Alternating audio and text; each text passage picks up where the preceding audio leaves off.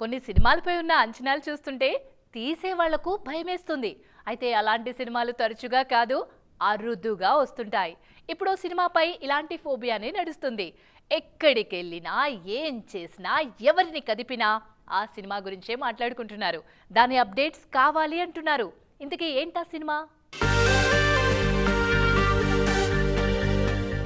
ఈ ఒక్క టీజర్ ఏడాది నుంచి పవన్ కళ్యాణ్ ఫ్యాన్స్ కు తారక మంత్రంలా మారిపోయింది. ఎందుకో తెలీదు కానీ ఓజీపై ఉన్న అంచనాలు మరే సినిమాపై లేవేమో అనిపిస్తుంది. రాజకీయంగా పవన్ మరింత పవర్ఫుల్ గా మారడం, అదే సమయంలో ఓజీ వస్తూ ఉండడంతో ఆ ఎక్స్పెక్టేషన్స్ తారాస్థాయికి వెళ్లిపోయాయి.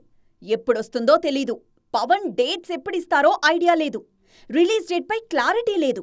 అయినా కూడా ఓజీ ఫీవర్ మామూలుగా లేదు.